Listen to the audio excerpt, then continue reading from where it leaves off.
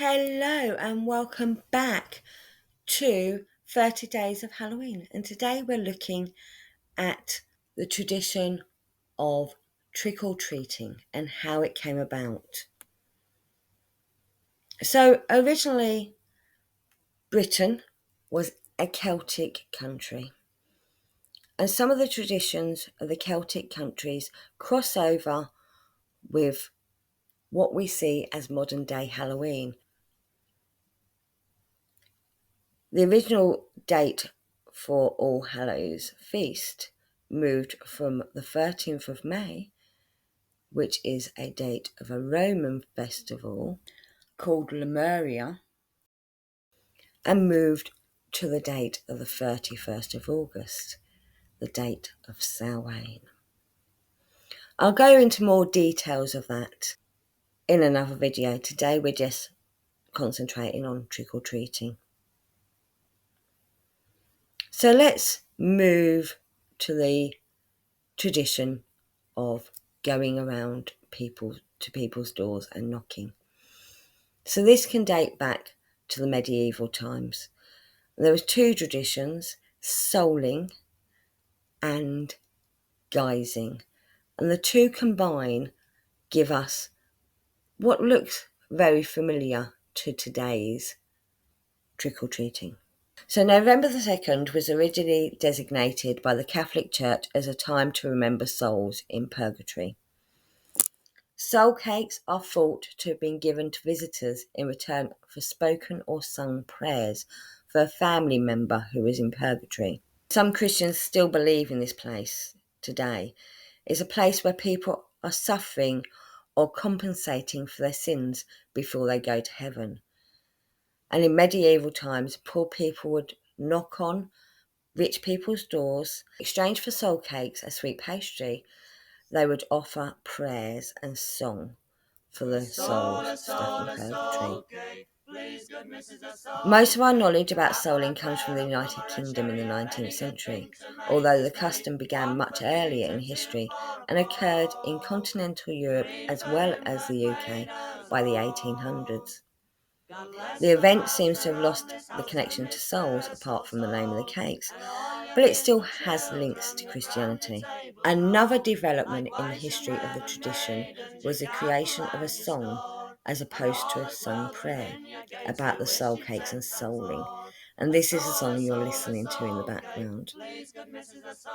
The song was sung in the 19th century and possibly at an earlier time. People still enjoy singing and listening to it, although they generally don't do this during souling. The custom of souling is said to survive in a few places in Europe and the UK. So the lyrics and the music to the Soul Cake song weren't recorded until 1891. At that time, a minister in Cheshire collected the song by listening to a girl from a local school as she sang it. In 1893, the lyrics and the tune were recorded in writing and in music by Lucy Broadwood. Lucy Broadwood was a respected folk song collector and researcher who lived from 1858 to 1929. Although most sources agree that souling is very likely part of trick-or-treating history, some say there may have been an additional influence, mummers. So mummers were amateur actors and entertainers that performed in groups and wore costumes. They performed at special times of the year, especially Christmas and sometimes All Souls Day. Some groups went from one wealthy family's home to another and were given food and drink or another gift in return for their performances. Mummers performed in Europe as long ago as the medieval period. Some troupes still exist today. And this picture is actually of a troupe that is local to me. And they still go around, although it's mainly to pubs and street performances. In fact, one of the people pictured here was actually my teacher when I was about 10 years old. Mummering or mumming can be dated back to at least the 12th century, although some people say it has pagan roots. But historical evidence mentions men dressed in tall colonial masks who entertained King Conor of Ireland in the 12th century. And a description of King Henry's celebrations of Christmas in 1172 mention mumming. Although what we identify as mumming now probably dates back to the 1800s. So now let's move on to guising. So guising is a tradition that still exists in parts of Scotland, the meaning of which suddenly becomes clear when you know the origins of guising, i.e. in dressing up children and adults to disguise them from the returning dead, who might seek to exact revenge on anyone who had wronged them in life. Disguised people could wander among the spirits of the dead visiting the feasting houses on Halloween, where they would receive an offering of nuts or fruit to ward off evil. Now, however, Halloween guising is still a common practice, although the fruits and nuts would be less popular amongst the youth of today. Guising in Scotland consists of people dressing up and singing to willing doors in exchange for sweets and money. So how did trick-or-treating actually start? So when the Irish migrated in large numbers to America during the potato famine, they took with them the traditions of Samhain and Halloween. They adapted the local environment, carving pumpkins instead of turnips, and trick-or-treating instead of guising.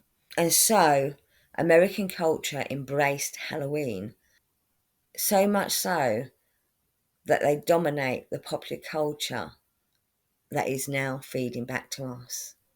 So Guy Fawkes Night also has an influence on American trick-or-treating or Halloween.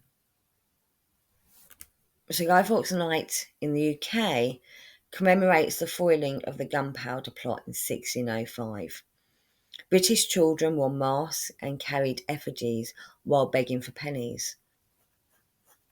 On November 5th, 1606, Fawkes was executed for his role in the Catholic-led conspiracy to blow up England's Parliament building and remove King James I, a Protestant, from power.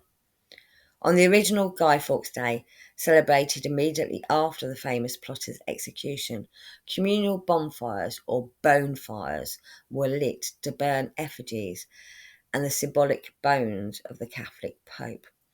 By the early 19th century, children bearing effigies of Fawkes were roaming the streets on the evening of November 5th, asking for a penny for the guy. Some American colonists celebrated Guy Fawkes Day, and in the mid-19th century, large numbers of new immigrants, those fleeing the Irish potato famine, helped popularise Halloween. In the early 20th century, Irish and Scottish communities revived the old world traditions of souling and guising in the United States. By the 1920s, however, pranks had become the Halloween activity of choice from rowdy young people. The Great Depression exacerbated the problem, with Halloween mischief often devolving into vandalism, physical assaults, and acts of violence. One theory suggests that excessive pranks on Halloween led to the widespread adoption of an organised, community-based trick-or-treating tradition in the 1930s, which is very much similar to what we see today. Unfortunately, this tradition was abruptly halted due to the outbreak of World War II, when sugar rationing meant there were few treats to hand out. And then at the height of the post-war baby boom, trick-or-treating reclaimed its place among Halloween customs. It quickly became standard practice for millions of children in America's cities and newly built suburbs. No longer constrained by sugar rationing, candy companies capitalised on the lucrative ritual, launching national advertising campaigns Today, Americans spend an estimated $3.1 billion on sweets for Halloween. And the day itself has become the nation's second largest commercial holiday.